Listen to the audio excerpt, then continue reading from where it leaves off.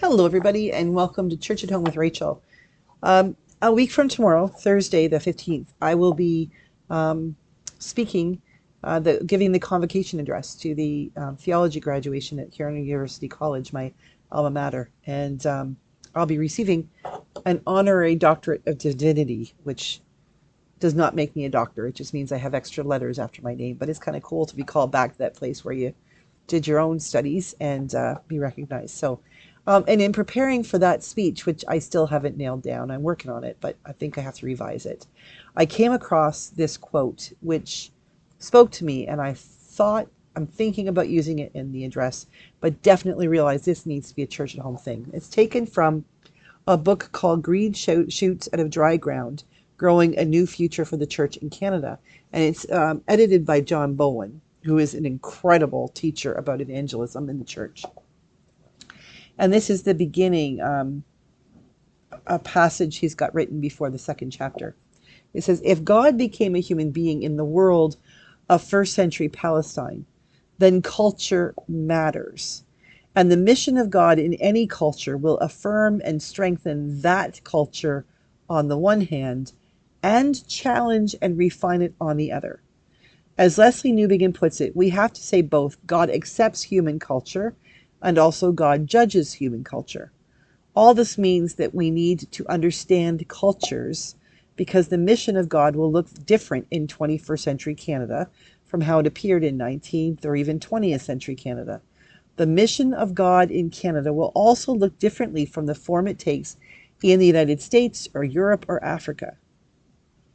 That blew me away. I mean, it makes sense, doesn't it? It makes total sense. The idea that the culture, the context, which I talk a lot about, is the context. The culture is important.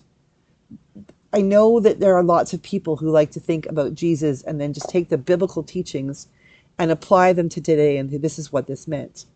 But that really does fly in the face of what God did in the first place.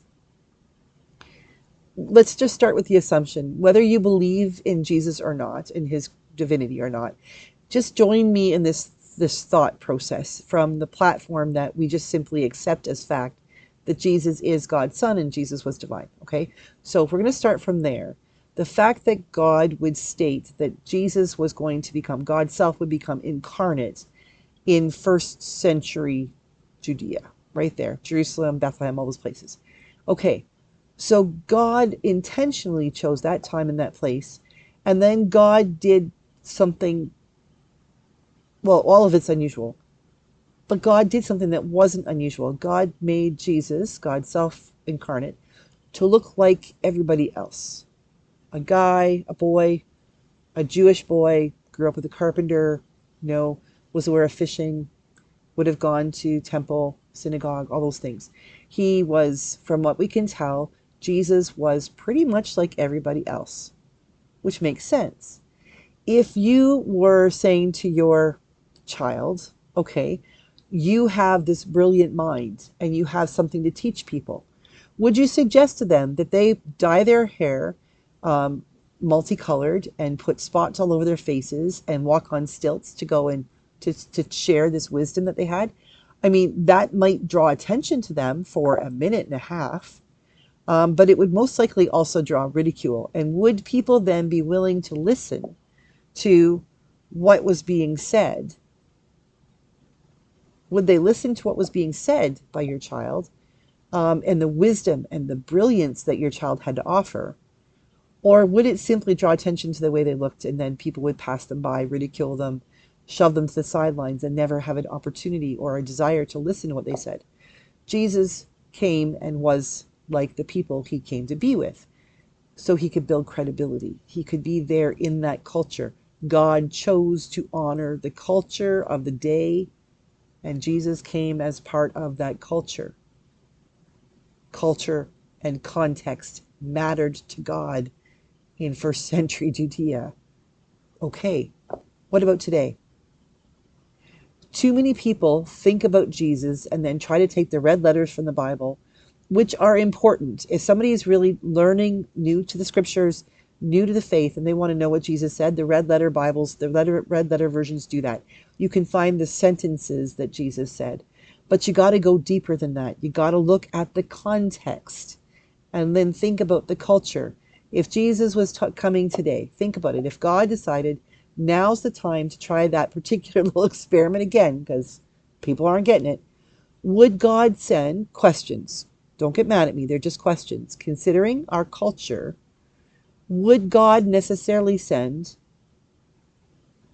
a man? Would Jesus be a boy? We live in a world where women, there are almost as many women, if not more, in some cultures as there are men. If Jesus were to be reincarnated or to be incarnated here in Canada, would Jesus look like a white boy? If Jesus was born in Surrey, BC, would he look like a white boy?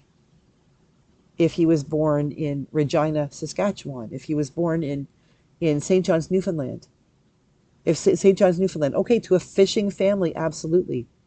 Born in Regina, Saskatchewan, not likely a fishing family. The metaphors and the language and the people that he would gather wouldn't have been fishermen, except, those who took off on weekends to go fishing with their buddies, because that's what guys do. Context. God knew the people God was placing Jesus in the midst of and sent them. We still have Jesus' presence in the scripture. We still listen. We still look at the scripture to say, what would Jesus speak to us? How would Jesus speak to us? But that's the point. How? The very words he used, yes, they could still be used now, but how are they interpreted? How can we understand them?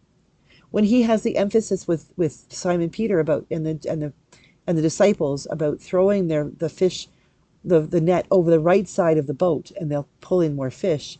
What imagery would Jesus use today in our culture if he was on the prairies? What imagery would he use today if he was in the north, in Nunavut or Northwest Territories or Yukon, Baffin Island? We cannot simply take the cultural norms of first century and apply them to today and say, there you go. That's what Jesus is. That's who he is. That's what he would believe. That's what we should all believe. And I think that's really where we fall down in trying to say to people, this is why you can believe in Jesus.